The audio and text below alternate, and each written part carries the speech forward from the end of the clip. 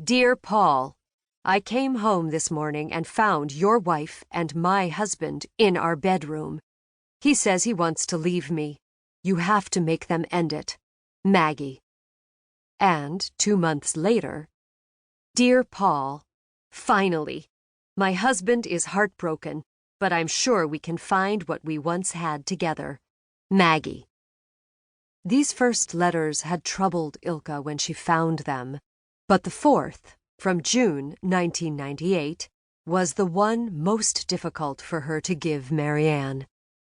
Dear Paul, I hear your wife is paralyzed from the waist down, and that it's a miracle you walked away from the accident without a scratch.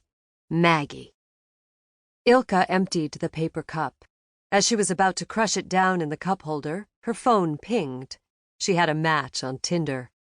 Shortly after arriving in Racine, she'd created a profile to have something that could distract her from the funeral home, which already had become her responsibility.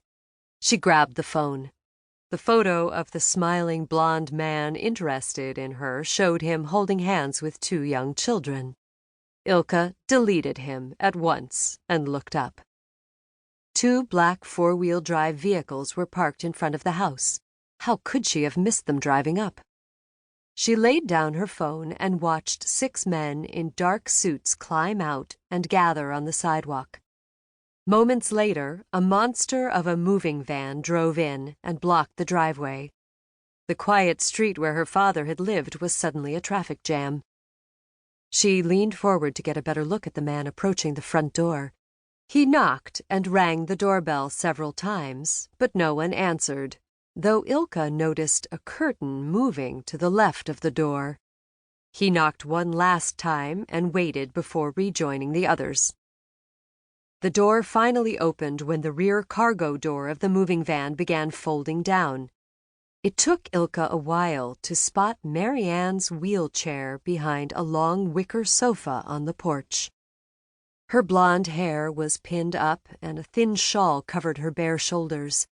Then Ilka shot up in her seat. The woman was holding a rifle on her blanket-covered lap. Slowly she rolled toward the steps, picked up the rifle, pointed it at the dark-suited men, and yelled something at them. Ilka nearly jumped out of her skin when the woman pointed the rifle in the air and pulled the trigger. All 6 men immediately pulled out handguns, which startled her even more. Marianne's older daughter, Leslie, hurried out onto the porch. She wore a short-sleeved, flowered dress and her hair was wet. Insignificant details, given the situation, yet they caught Ilka's eye before the next shot rang out. This time a bullet smacked into the side of the moving van. Marianne planted her elbow on her wheelchair's armrest and kept the rifle aimed at the van where the men had taken cover, though they still held their guns. Ilka opened the car door and froze. She was scared, but she couldn't just sit there and do nothing either. A deep voice ordered Marianne to put the rifle down. The sun had briefly broken through the clouds, and its rays in the side mirror blinded Ilka when she finally worked up the courage to get out. Marianne concentrated on reloading as Leslie dragged her back to the door, and when she started shooting again, Ilka hit the asphalt behind the car. The sight of the small, frail woman handling a lethal weapon was simply too surreal. It made no sense at all. None of this did. Marianne managed to fire one more shot before disappearing inside the door. Immediately, the 6 men started shooting back. Then they spread out and surrounded the large wooden house. One of them ran up on the porch and pointed his gun at the front door, yelling for Marianne and Leslie to come out with their hands up. The others ducked around back. Desperate now, Ilka peered over the low hedges of the neighbors' houses, but she saw no sign of anyone calling the police or doing anything to help the 2 women. The door opened slowly, and Leslie walked out with one hand over her head, the other pushing the wheelchair. Marianne held her thin arms straight in the air.